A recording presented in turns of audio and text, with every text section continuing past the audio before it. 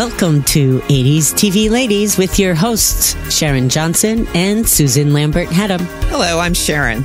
And I'm Susan. And we're the hosts of 80s TV Ladies. Yes, we are. And today we are here to talk about moonlighting. We so rarely get to talk just you and I together anymore because we have so many amazing guests on and it's sort of become a more interview show. But I miss when just you and I can go, oh, and remember this, and this is what I think, and all that stuff. So we're going to do that. Yeah, well, moonlighting. So far we've managed to do that at least once per show. I kind of miss it too, but that said, I wouldn't trade any of our guests at all. So it's a great problem, if you will, to have. So this is a great episode to listen to in preparation and then go and start our moonlighting episodes from Glenn Gordon Caron. So for the uninitiated, Moonlighting was a television show that aired on ABC Television Network in the late 80s. And it was about a former supermodel who falls on hard times thanks to her crooked business manager and finds her only remaining asset is a detective agency. And so she's decided to get involved on a day-to-day basis to help run the business. So the Blue Moon Detective Agency, Maddie is now determined to find clients and solve cases so that they can make some money. And they actually do have some success, which is a little surprising insofar as her not having any experience and the sort of haphazard way the office seems to be managed or run or not. So, it's a fun show. It's so interesting now to recognize, based on what, Glenn Gordon Caron says about the show, which is that he didn't understand the detective genre and why it was popular and why every show had to be a detective show. And he wanted to kill it, basically. What he wanted to do was send it up. And so that, I think, explains a lot of the things that were inexplicable about the show was he really didn't care to make logical sense. And it does make you think about the detective genre, right? Oh, sure. Yeah. Frankly, for me, the detective-y part of it wasn't the best part of the show anyway. What was the best part of the show, Sharon? Well, the best part of the show were the characters and the interaction and some of the license that Glenn Gordon Caron and the writers took with how they put together each episode. Not just the whole fourth wall breaking aspect of it, which was always kind of fun, but just the episodes themselves. I mean, the cases were all, for the most part, were really just out there, if you will. And more often than not, the episode of the week was more about David and Maddie and Agnes and Bert to some degree, as opposed to let's go solve a case. Yeah. And I also had sort of thought that Curtis Armstrong was around the whole time, but he doesn't come till season 3. Yeah. For some reason, I did remember he was not around for the first couple of seasons. And then they brought him on board. And we haven't even talked about the stars, Sybil Shepherd and Bruce Willis. Bruce Willis, an unknown at the time. Sybil Shepherd, a known entity. Mm-hmm. The draw of the show, as you were. The reason I tuned in, because she was a former model and famous actress and personality, because she had been with Peter Bogdanovich, big filmmaker. And I don't know, I just knew of her.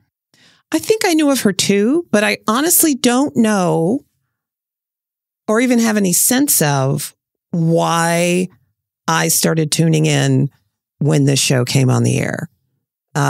With a lot of shows, I can either remember it or at least look at the show as it exists and say, oh, I understand why I was interested in that show. But in this case, I don't know what it was. But for some reason, I started watching it and I watched it until the very end. So there was something about it, obviously, that piqued my interest and kept my interest to some degree or another, as long as it aired. Well, it was on ABC from March 3rd, 1985 to May 14th, 1989. So a significant portion, well, all of the late 80s, right?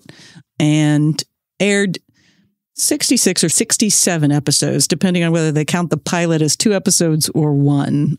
which is not as many as you would expect from a show that was on the air for 5 years. And that was because of the production issues and that came about for a variety of reasons over the course of the show in terms of the number of episodes they were actually able to make. Well, it is quite possible to say that Moonlighting and Glencairn broke the television model as well as the fourth wall, because it is interesting that basically he was like, yeah, but why do I have to do 23 episodes? And then just proceeded to not. Well, to a certain degree, at some point, circumstances took that out of his hands, whether it be Sybil Shepherd's pregnancy or Bruce Willis's shoulder injury. Yes, and things like that. And then, of course, there were the ongoing production issues of them getting episodes done on time. So there was a whole bunch of things that I think prevented them from making the normal 20 to 24, 26 episodes a year that were pretty standard during that time. And it makes him both ahead of his time a little bit. You know, if you were like, oh, we're only going to need 8 episodes a season from you, 10 episodes a season from you, then suddenly they did just that, basically. I think, though, that at the time, ABC would have been absolutely positively thrilled to have 20 plus episodes a season, probably as many as they could make because the show was a hit, which meant more revenue. So the more new episodes they had, the more money they could make, which of course is why ABC and NBC and CBS, et cetera, exist in the first place. They're there to make money. They're not just there just to entertain us. That's incidental. That's incidental. Absolutely. It's just look at the shiny object and now buy some cigarettes. Exactly. To make those people happy. So they'll give us more money. So they'll give us more money. Yeah. So then we can pay for the show. It's an interesting model, one we seem to be going back to. I know, isn't it fascinating? Apparently they couldn't come up with anything better. And very, very predictable. Anyway, that's another story for another day. But getting back to the late 80s in terms of television, I think it goes without saying that ABC would have loved as many episodes as they were able to or willing to make for a variety of reasons. They didn't make nearly as many episodes, I think, as ABC would have liked. Well, and it is the first show where I remember there being knowledge of a fan base that wanted something from the show that it wasn't delivering, right? That happens all the time now because of the internet, because of social media, that basically fans instantly are giving their response to an episode. They're instantly able to respond, talk to filmmakers and television makers and stars and start a whole, I don't like this. I want that. I want to ship this relationship.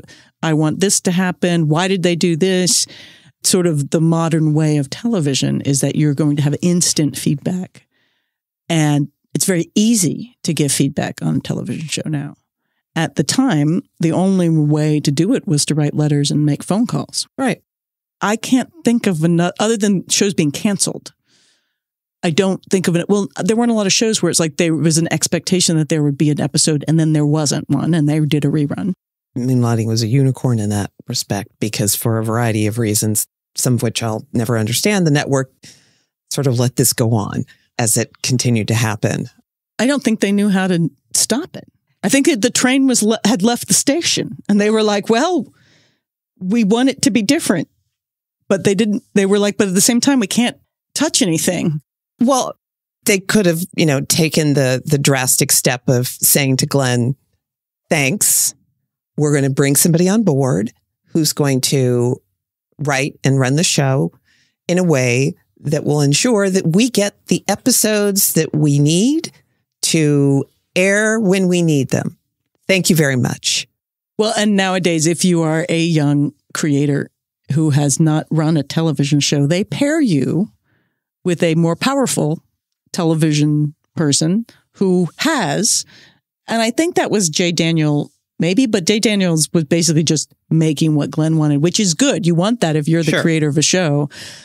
But it was just so interesting because it was so hard to get the sense of the cultural differences between the 80s and now and how feedback took longer, right? It was hard to respond in the moment We weren't used to American Idol. There wasn't the call in and give your opinion right now while it's on the air. It was like Jerry Lewis's telethon. It was the only thing was live. And Saturday Night Live. And the call and response of this show was the beginning of that kind of thing.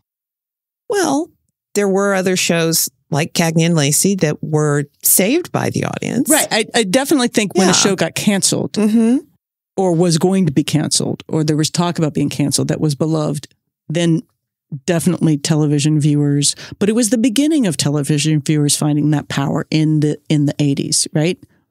Fighting the cancellation of shows and being successful at it with Cagney and Lacey and with several shows after. So it was the beginning of sort of the consumer finding their power in entertainment. And technology allowing for easing the way to get to the people who are making these decisions en masse, to let them know and let their voice be heard, because it was much more difficult before that. It was organizing fan power to write letters and make phone calls and write letters in your local newspaper. That was part of the campaign for these television shows. Well, the local newspaper was very important when it came to the editorial page. Yep. Nobody knows what that is anymore. It's an opinion page now and it's sold to the highest bidder, apparently. Yeah. I mean, it was a community thing. People would write in, letter to the editor. Yeah.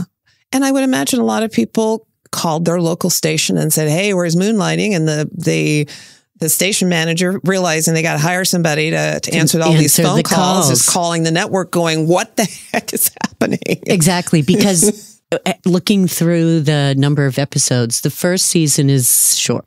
It's a half season. Yeah. It's a half season. The other ones, they're short too, but they get, it's like between 16 and 18. So there's a number of weeks where they're throwing out reruns because they just don't have the product. Because every other show on television runs 23.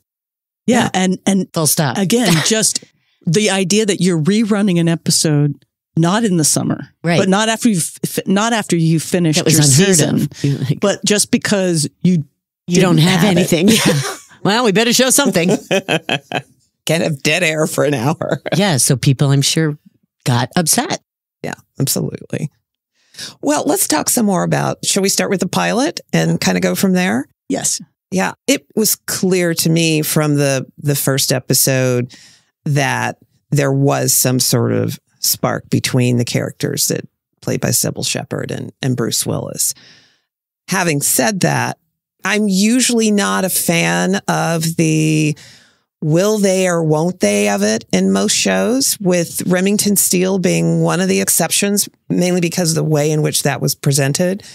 But nevertheless, you just couldn't help but love the roguish David Addison, because he was fun more than anything else. Fun. You know, they do have a chemistry. You do go, oh, I like watching these two people try to figure it out. What's funny is from the pilot, I only had remembered the scenes of them in the office. I didn't remember anything about any case. I didn't remember there were a ton of people in there. I was just sort of remembering when we were watching it again, and I was like, oh my God, wait, what is happening? I know one way they can make enough money to save the agency. Maybe they have to fire some employees that don't have anything to do. And you're like waiting for them to have a conversation about that. The entire first two seasons. Addison needs an audience to do all of his antics. His antics. But I totally forgot too. When I watched it again, I'm like, who are all these people in the office? I thought it was just Miss Dipesto. Yeah, I did too. That was it. I just remembered the characters. I remembered David. I remembered Maddie. I remembered Agnes Dipesto, and I remembered Bert. But I didn't really remember anything in terms of the actual cases, because that to me wasn't what the show was about. No. I remember the dialogue. Oh, yes. That was so unusual for television at the time. It was so theatrical. It was so much, kind of old classic movies, which I loved. It was, that same kind of spark that you saw in the sort of romantic comedies and screwball comedies of the day that had a class, like a lot of words. I was very excited by all the words in the show, and the verbal banter and the quickness of the show. It was one of those shows that would have benefited greatly from being on VHS or digital, where you can go, wait, what did they just say? Wait, I want to go back and hear, because that's the first instinct, is to be like, I need this to rerun so that I can hear every line. Or at least hear more of the lines, because there's absolutely no way to hear it, but which is kind of part of the fun, is you're sitting there going, the technique of it all. It was fantastic. It was really wonderful. And I think I had forgotten just how game Sybil Shepherd is for playing basically the straight woman, even more so than, say, Stephanie Zimbalist, because she's the newbie too. She's incredibly stylish. She's incredibly gorgeous. And yet you also are like, oh, she may be able to make this happen. She may be able to rein him in just enough and yet have this sort of bounce of life back in her life. And at no point did she come across as a dumb blonde. No. Her character was obviously very intelligent, very able. And when she said she wanted to try to put this business on its feet, you're like, I believe you can, if that's what you want to do. She was clearly the adult in the room. Which is both awesome, because she did a really good job of doing that, but it's also the role that women are often put into, is being the adult in the room that's making sure that things are happening so that the guy in the room can just be wacky and fun and awesome and come up with genius ideas. But like with Remington Steele, though, it was clear who the boss was. Yes, in this case, it was definitely Maddie. And over time, I think she wore him down more than the other way around. That he had to start towing the line a bit more in order to make things happen, to make things, as much as he may have pushed back against it and never lost, a lot of his Davidness. But still, he's the one that had to bend to her will to a certain extent, and when it came to business, at least. Yeah. I think that weirdly, she stayed in charge a lot more. Mm-hmm. Even not necessarily on the cases, but in the office. Mm-hmm. It's hard not to be talking about Remington Steele and make comparisons to Remington Steele. Well, they're both shows with a man and a woman trying to run a detective agency. Obviously, the circumstances are different, but still, the flamboyant guy and the steady woman is basically the same. I thought the pilot held up pretty great, better than I anticipated. There was a moment, probably 20 years ago, where I did revisit Moonlighting, just because I was sort of buying DVDs at the time, I think, or something. I was we all? Yes. And watched some episode. I don't know if it was the pilot. And I was a little bit like, oh, this isn't. I called up my sister and said, we thought the show was so great. And we thought this show was so feminist. And she's like, it's not, is it? And I'm like, I don't think it is. Now, that was a long time ago, but it wasn't the 80s. And so I was fully expecting to not enjoy rewatching Moonlighting as much as I enjoyed rewatching Remington Steele. And yet, I think I did enjoy it more than I did at that point in my life, whenever that was that I did, However, is this show feminist and is it progressive? I don't think it's either of those things. Yeah. And it certainly wasn't intended to be. And it was, as you said earlier, Glenn Gordon Caron wanted to break the mold. And he wasn't particularly careful about how he did that. He just thought detective shows were ridiculous. So he's going to write what he considers to be kind of a ridiculous show. So no, I don't think it is. And I don't think, gosh, I just don't remember, but I don't think I thought it was then even. Yeah, I can't imagine that I thought it was feminine. I thought it was fun. I thought it was entertaining, but I don't think in any way that I thought it was feminist back when I was watching it originally, and certainly not when I was watching it this time. And I thought that she holds her own a lot more than I gave her credit for in my first rewatch again. And I have much more appreciation for how challenging that particular job is to not only look ridiculously beautiful, but do all of that banter and all of that stuff. Well, she does a lot of pratfalls. They do physical comedy. Physical comedy. Like, she's doing goofy stuff, and yet looks classy the whole time. Very much like, Kate Hepburn in the 30s. Yeah. Bringing Up Baby. Yeah. Philadelphia Story. It's stunning. Yeah. And not to mention the breadth of style and genre and everything else that they did. She had to sing in a nightclub in one episode. They did Shakespeare in another episode. Every week they're doing, their version of 30s, movies with all this snappy banter between the characters. And you just never knew what the heck was going to be coming at you next. And she held her own. By far, not just held her own, she excelled. She excelled at it. Yeah, she's very funny. She's very funny. And that's such a hard role to be funny in. It's such a different character from the Stephanie Zimbalist character in Remington Steele from Laura Holt. Laura Holt, who is, I don't need a man. I don't want a man. I want to run my agency. I just want to be the best detective in the world. And that's all I care about. And then I get a little sidetracked by this guy who's walked in, who's both a hindrance and a helpmate to that.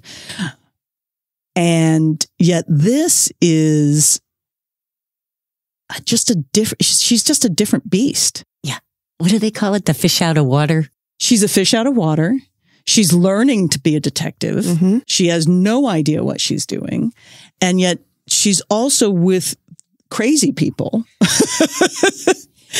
And yet you kind of buy it. Like, there's something about it. You totally buy it. You totally buy that she's like, this is what I'm going to be trying to do. With very little kind of laid out for you story-wise or even character-wise. It's all built by her as an actress. And I think she's the voice and the vision of the audience who's like, these crazy people that I'm supposed to be working with and trying to earn enough money to keep the agency open and to hopefully make some money to live off of. And if you're walking into this room, how are you going to handle this? And I thought she was very good at being the eyes and ears and the voice of those of us sitting out in the audience going, these people are nuts. I don't know if I could deal with this. Yeah. Yeah. And the Miss Dipesto, like, she's dropped into a very goofy world and is both very serious and also embracing the goofy. And that's just so unique. That's one of the things I'm like, that's one of the things that was so unique about the show. And so again, even though it's not a feminist show, she's such a unique female character. There's something that feels like it allows another space for women to live in. It's always dangerous when women are funny and beautiful, I think. I think that ends up causing a lot of trouble for certain people, and it's not allowed. But just the ownership that she has in the space and on that screen, it was really interesting to revisit this show because of her, because of them, because of the breaking apart of television storytelling, which had been done, when you look at the older shows that Glenn mentions, but hadn't been done like this in the modern era. I think they were more filmic. They were very filmic. He says he wanted to do film, so he was squishing a 2-hour film into an hour of television. Yeah. Well, not a lot of 2-hour plots, just a lot of concepts. Yeah, I'm not saying 2-hour plot, but the idea, the bigness of film was different than television at the time. Yeah. That's what he's breaking away from. Yeah. Now you have every Game television show looks like $10 million because it's It cost anywhere from $7 to $20 million now, an episode of television, which is insane for the big stuff. Or it costs, $100,000 and it's made by people who aren't getting paid right. But it's fine. But that first season is so interesting too. The other episodes in that first season that stand out for me is The Next Murder You Hear. Yeah, same for me. And as I was rewatching it, I thought it was so interesting the way it opened. The episode's about a DJ who apparently is murdered on air. And the opening is showing all these people across Los Angeles who are listening to this. And so we're getting the sense of the city and these people in these various places, whether they be at home or at work or wherever in their car, listening to this. And this is where they listen to the show and how they listen. It just felt so unique. Mm-hmm. It's not the way I think most television shows then, certainly, and maybe even now, open their show, because they will spend more, and who knows why, but there are a lot of reasons why it may have happened that way. But usually they give as much screen time as possible to their leads when it's on a television show. And this is taking away 5 minutes of screen time from their leads and relying on the audience to stick around and be immersed in this world and listening to this voice as these people around the city are listening to.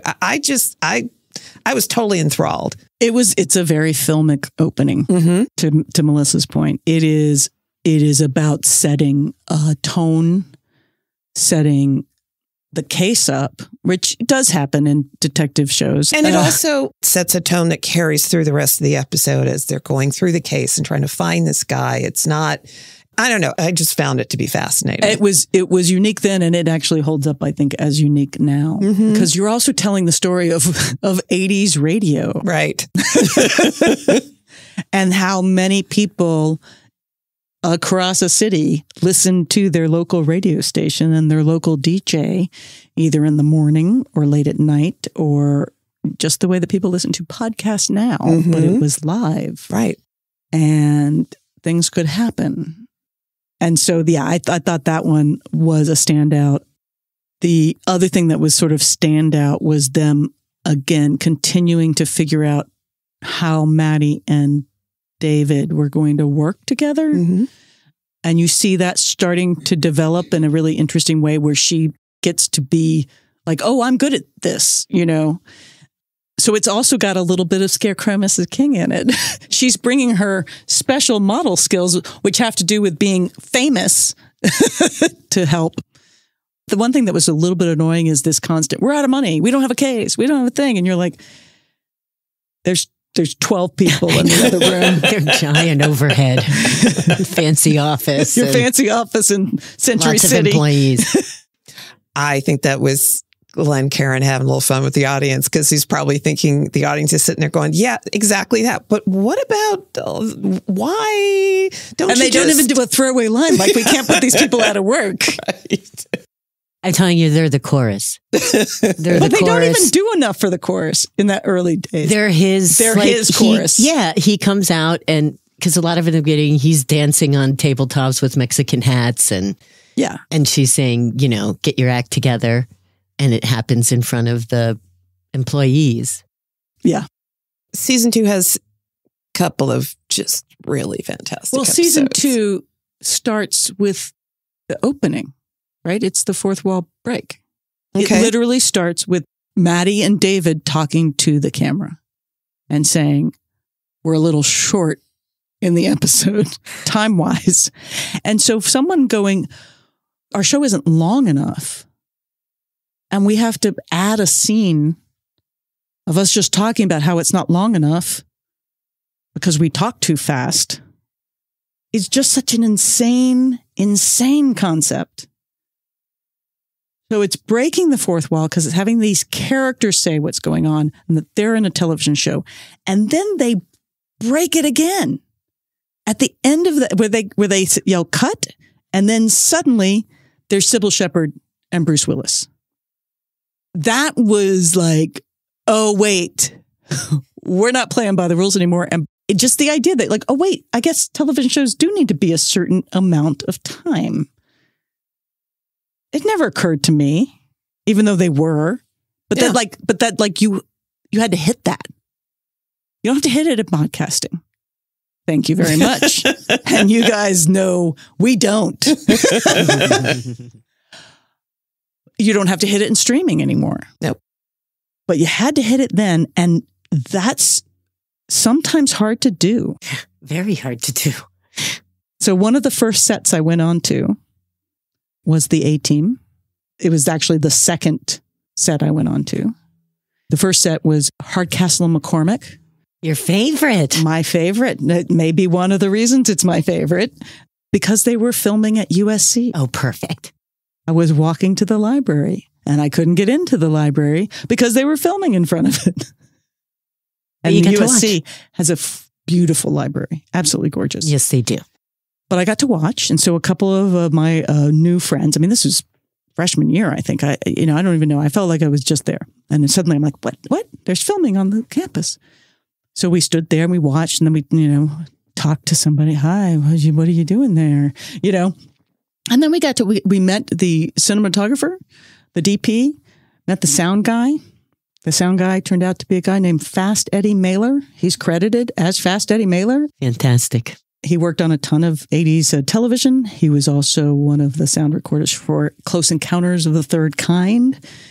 But he let us stand by his sound cart, which is a safe place to stand on a set because you're not going to be in the shot. That's right.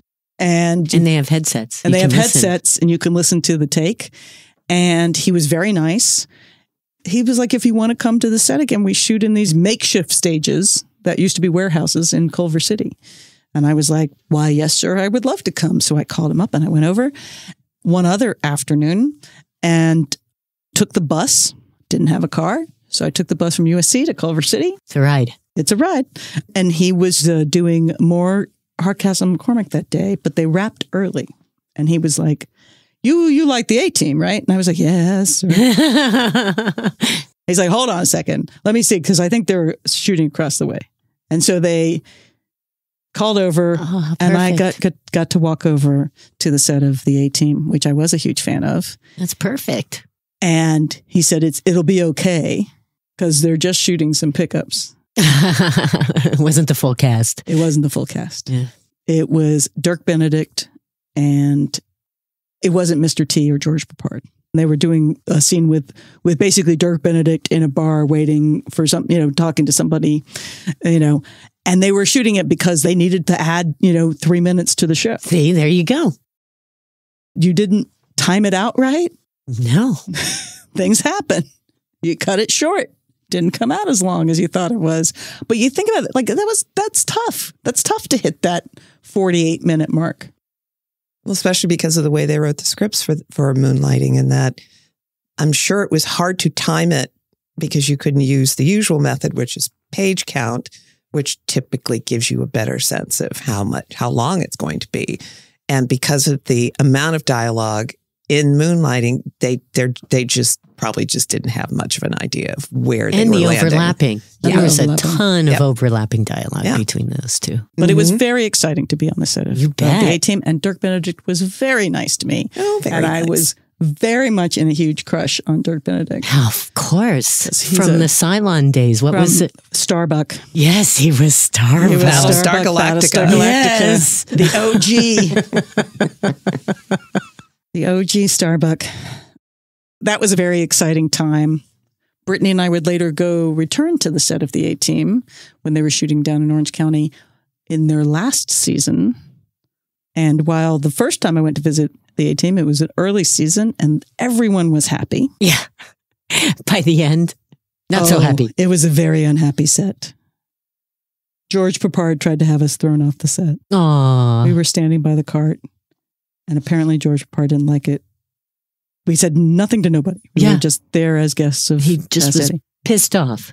And so the AD came to send us away, and we're like, oh, yes, I'm sorry. We apologize. We apologize. And then Eddie came back from wherever he was, and he was like, no, they're not leaving. They're my guests. He was like, that's ridiculous. He has no right. Well, that's true. And he said no. And we stayed because Excellent. Eddie told us to Fast stay. Eddie. Yay. Fast Eddie told us to stay, but I felt very bad the whole time. They're tense. It was very tense. Yeah. It was very, very tense. I did not enjoy that set visit. Another side of show business. Oh, that was a sidebar, wasn't it? Okay.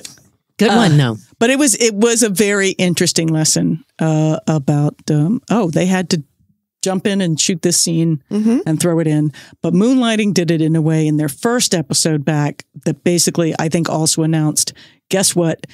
We're not on the rails anymore. And they did it again. I'm sure there were many times they did, but they did it again in another really good season 2 episode called Twas the Episode Before Christmas. Though this one ended with a fourth wall breaking serenade of the audience with the entire crew singing a Christmas carol. Dave and Maddie and the rest of the gang walk out of the office set, and then there's the entire crew there. They walk towards them and they just show them all singing as fake snow is falling, and their kids are with them and probably significant others just singing away. It was great. Yeah, that's fun. It's really very sweet. And it's very unexpected. Like it literally, they're doing a scene and then suddenly they're walking off the set and you're like, wait, and people are singing carols and it's a good portion. Then they sing the whole carol. Like they just like three verses. Yeah. That was a really short episode. They had to fill some time. But it also showcases how many people were working on that show. And you sort of really, again, there wasn't anybody showing us how television was made. As somebody, or, if you weren't in Los Angeles and you didn't have a bookstore that might carry the 2 books written about how television got made, there wasn't a way to figure out how things got made. Star Wars, I think, was one of the films that inspired a lot of people to go to film school and inspired me to go to film school, mostly because of all the behind the scenes. It was the first time that they made a big deal that this movie was made, that it took all these people behind the scenes to do it, painting little tiny ships and shooting these Death Star that was the size of a beach ball and not the Death Star, but also like, oh, somebody wrote this, somebody directed this. And when you pan over from that Moonlighting and see how many people are making that show happen, there were people that were like, I want to do that. I have no doubt, because that's what happened to me. That can be a job. You can do that. Let's go. You can make stuff for a living. I think that's one of the reasons that Moonlighting was so loved in the industry. And, this episode also gives Elise Beasley's Agnes Dipesto more to do than stand and say rhymes into the phone when people call. Because she's the one that finds a baby and she's front and center as this whole episode goes along. Yeah. I also really liked Maddie and Miss Dipesto's relationship, Agnes's relationship throughout the show.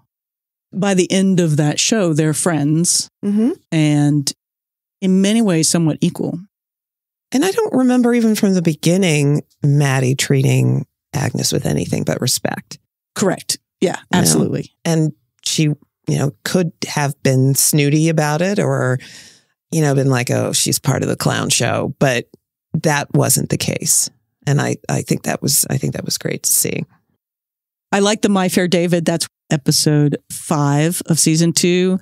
It comes right after the dream sequence. Always rings twice, which is just obvious. It's so on the list. It's kind of in its own list. Of course, it's one of the best episodes for so many reasons. But My Fair David is fun because it is Maddie and David making a bet that he can't act like a mature adult. And if he loses, it's the first time they talk about he must fire 2 employees. And if she loses, she's got a limbo right in front of the staff.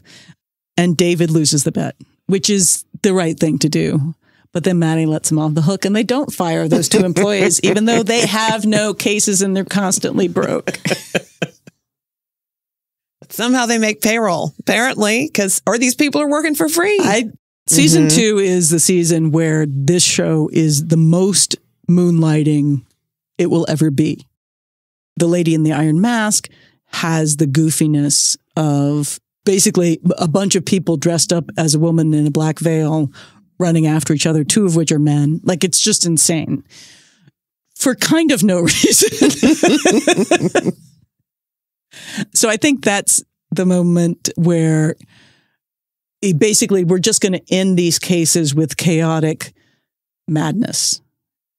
You know, whether it's a chase scene, whether we're going to throw pillows in various vases. It's like we're never going to really take the ensuing climax of the show seriously as you would in other shows. That was one of my favorites. Okay, this is probably a good time to take a break. We'll be back. Alrighty. And we're back. We hit the candy. Yeah, that's me. Well, Melissa didn't bring any to share. Well, I can't. She could go back and get the candy from the kitchen. Yeah. I can. That's fine. What'd you have, Melissa? An Almond Joy. Almond Joy has nuts. Mounds don't. Sometimes you feel like a nut. Sometimes you don't. And a Snicker Snacker. You know, we should do an episode about 80s commercials. Clearly. My God, I can sing too many of them. All right. I see an episode ahead for us. Maybe we should make that a crossover with one of the other 80s shows. That would be fun. That would be fun. Okay. Are we ready for season 3? We are ready, except for I want to shout out Dennis Christopher in The Lady in the Iron Mask, who is from Breaking Away and who is also from The Lost Room, which my husband executive produced, and he's an awesome actor in person. All right. So, yes, let's go to season 3. Well, my all-time favorite episode is from season 3, and it's Big Man on Mulberry Street. I adore this episode, probably mostly because of the dance sequence. Which I just absolutely adore. I had no idea that Bruce Willis could dance. I knew he was a singer. He can't really. I mean, if you look hard, but it's fine. He does a very good job of. He was standing so in the right good. place. Yes, he was so good in this one, and I just love that episode. It is a beautiful episode, and I love that Stanley Donen directed it. Yes, I love this episode too because I love musicals. I love dance and music. I made a dance music film, music video in film school. And I love Billy Joel.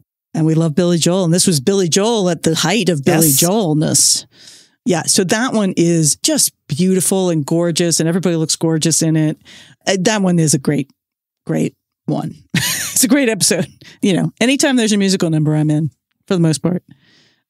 It's followed by Atomic Shakespeare, which everyone loves, and it gets noted in all the top 10 episodes of Moonlighting lists. It's not one of my favorite. Really? And I think that's a little sacrilegious to say because it's super creative. I totally love that it's super creative. You know, the challenge of basing anything on Kiss Me Kate. I mean, not Kiss Me Kate, but Taming of the Shrew. Well, I think of Kiss Me Kate first. Yes, I do too. Speaking of musicals. Kiss Me Kate, which is based on Taming of the Shrew. Right. Which is also 10 Things I Hate About You, which is also so many adaptations of, you know, a guy basically being paid to court a woman who is a shrew or some sort of horrible creature. Has a mind of her own, basically. Has a mind of her own, but is considered horrible in the context of everybody else's world and society. And then they truly fall in love.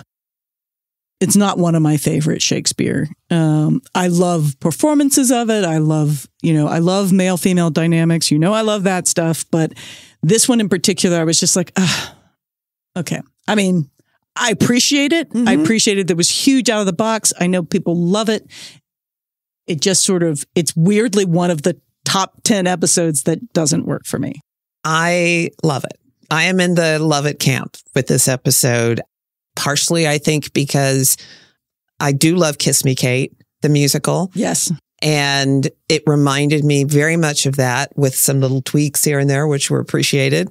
And I just like the whole idea of it, that they took this TV show and basically did Shakespeare for an hour. I mean, to a large Shakespeare type of show for an hour. Who does that, for goodness sake? Well, and not only that, but they immediately break the fourth wall by having some kid who gets sent to do his Shakespeare homework and can't watch Moonlighting. So it reminds me of one of my favorite books and movies, The Princess Bride, and the framework of the storytelling that's in the book and the movie. But well, it was a day of probably one TV in the house. That's true. So if, chances are, depending on how late the kid gets to stay up, they might have been sitting in front of the TV. There might have been more sitting in front of the TV than maybe would be today. But it is the challenge of, if you had homework to do, you could not watch television. We could not watch television before homework was done. And the challenge was, it wasn't 24-hour, 7 days, 57 streaming channels. It was, if you missed it, unless it was Moonlighting, you had to wait till summer. If it was Moonlighting, you could probably catch it the following week. Anyway, it is very clever. Mm-hmm. I love, the iambic pentameter. I love the play. There's so much wordplay that's really quite wonderful.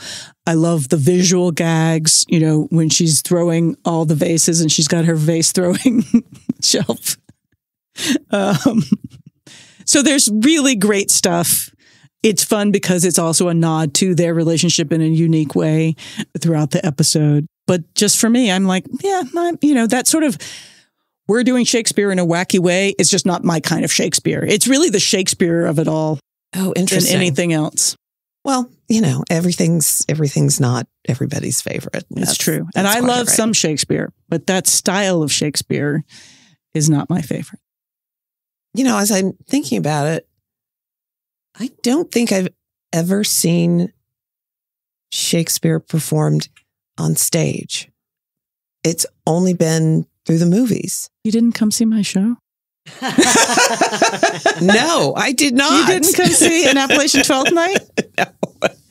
Oh, do I just have to say it is the best Shakespeare ever I've seen performed on stage. It was the only thing that I actually understood what was going on, Well, you've not seen it. You've not gone to the Shakespeare plays of all your friends. Yes. Yeah, and you're like, what's going on? I don't know what they're saying. But no, huge fan of Appalachian 12th Night. It was a real magical show. Brilliant. It was adapted by Robert Williams and produced by Robert and Sean, and they asked me to direct it, and it was the show that got me back into theater. That's funny. I was trying to make everybody I knew go to it, but I must have missed you. No, it's one of the many gaps in my, Listen, I would not have gone myself if I hadn't directed it at that point in my life. But then, of course, I produced a Shakespeare album, and then I've produced a Macbeth. All right. But yes, it is one of the most famous episodes. And you know what? You're right. There's some really classic Moonlighting episodes in season 3. Mm-hmm. Season 2 is where it finds itself. Yeah, it truly is. The training wheels are off. But then, of course, season 3, episode 9, The Straight Poop, I love. And also, this is the season that introduces Curtis Armstrong, right? Mm-hmm. And he starts to be a lovely, he and Agnes get a lot more to do in this season. But The Straight Poop was pretty brilliant in doing a clip show in a really clever way and sort of, again, breaking the fourth wall in an insane way that you just didn't see. It just didn't occur to anybody that you could do that with television. Are you a fan of the Christmas episode here, season 3, episode 8, It's a Wonderful Job? I don't think on this rewatch that I watched it.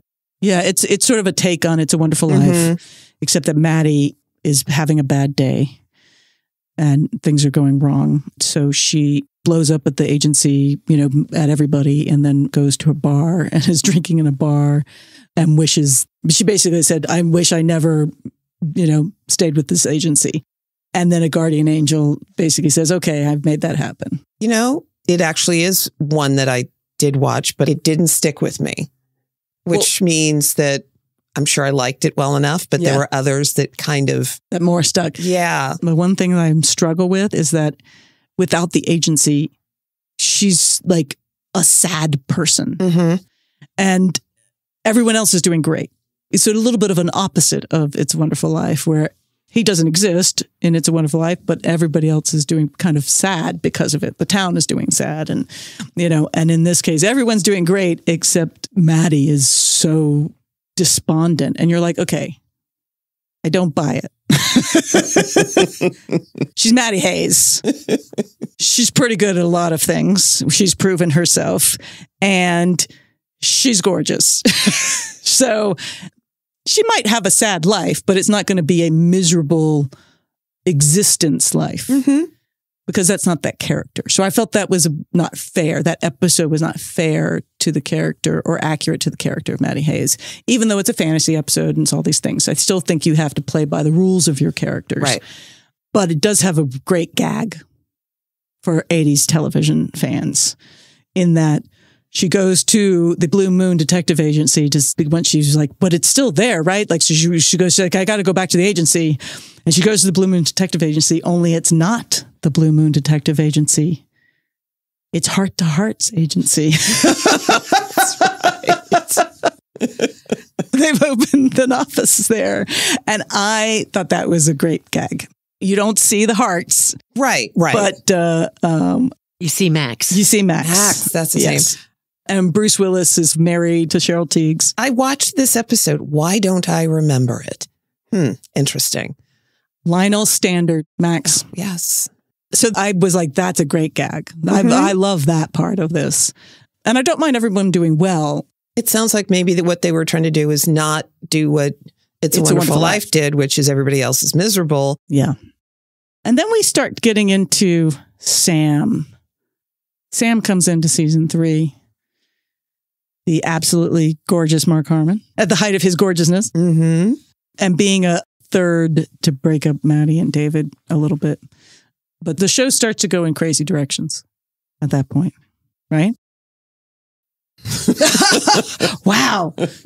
Sharon's not even going to talk about it. Crazy as crazy does. And there's kind of reasons for some of it.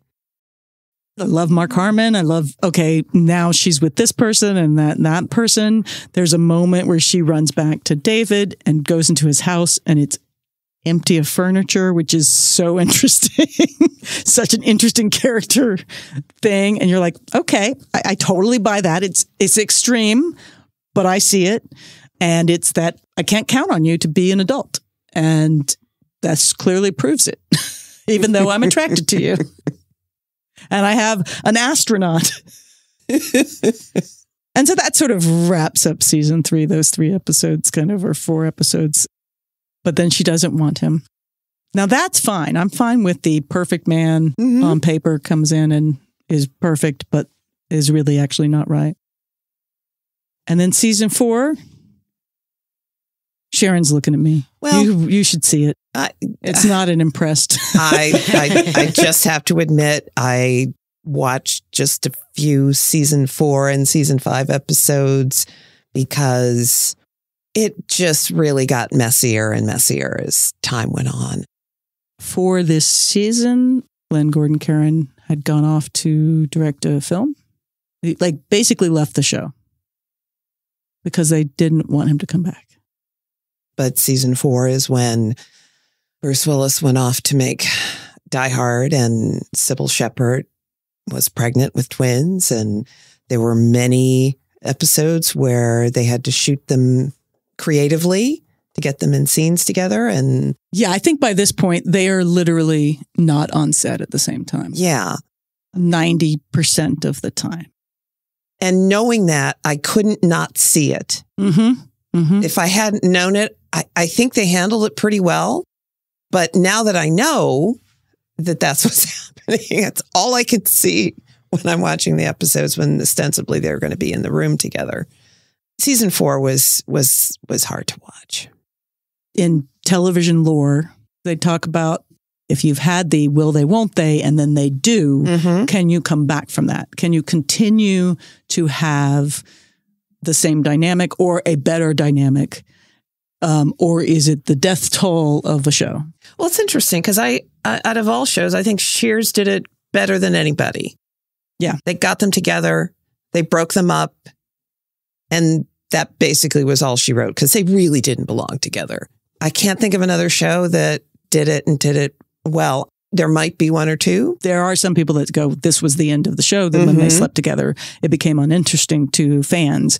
I think that's not necessarily has to happen. No, not at all. Yeah. But I think the challenge of season 4 is they're just not together. There are literally episodes where they're not in the same city. Right. So, because she flies away. So a significant number of the episodes, they never have scenes together. And so that, I think, is a real challenge when that is the engine of the show. Right. It is the engine of the show. And had really become the engine of the show as the first 3 seasons came along. And they spent less time on the case of the week and more time on whatever was going on between them, around them. And now suddenly the 2 actors are not able to be in the same place at the same time. And so they have to write all these stories that inexplicably and not very satisfyingly have them apart. Yeah. I mean, and listen, they're real things. Having twins, I don't even know how you do that and continue to do anything other than have twins, and he did Die Hard. That's insane. Oh, yeah. Those are 2 huge life-changing things. But I do think that we don't appreciate how much pregnancy and birth and childbearing and rearing takes time and energy and effort. It's like a production. And guess what? It's hard to do 2 productions at the same time and do them well. That's why when you have series, you have to put one in first position. If you have multiple series, you literally have one in first position. All the time. All the time. And I'm going to say it's your children. All right, season 4 and season 5, they're kind of a write-off. There's some highlight scenes. There's some incredible scenes in the 4th and 5th season. Is there an episode? Not that I found.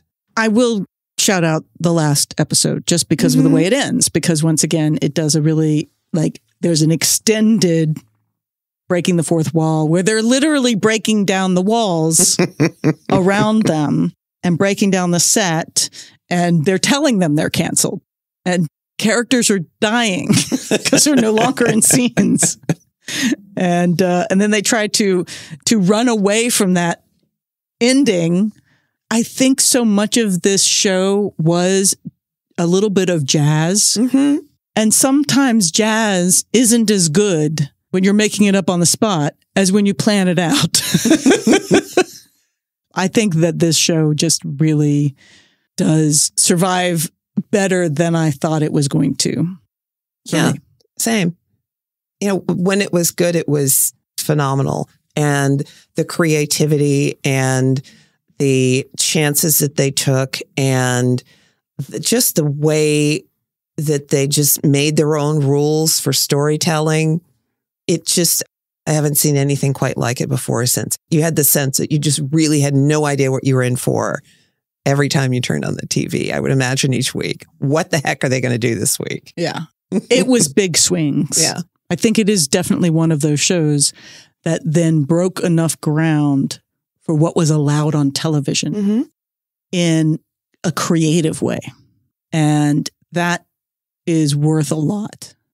I would imagine that shows that do try to do some of the things and try to step outside of the box that their show may be in, owe their ability to do that, as you said, consciously or subconsciously, to Moonlighting, because Moonlighting made it cool and made it okay to try some things. It was so cool. Yeah. It was so cool. When that show was hitting, it was the coolest show television had seen in decades. Yeah, absolutely. Yeah. And every show wanted to be that cool. All right. Well, there you go. Moonlighting from the point of view of Sharon and Susan. All right, listeners, dear listeners, tell us your favorite Moonlighting episodes.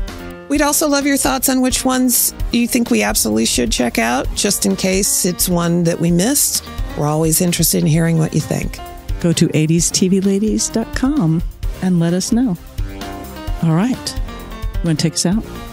We hope 80s TV Ladies brings you joy and laughter and lots of fabulous new and old shows to watch, all of which will lead us forward toward being amazing ladies of the 21st century.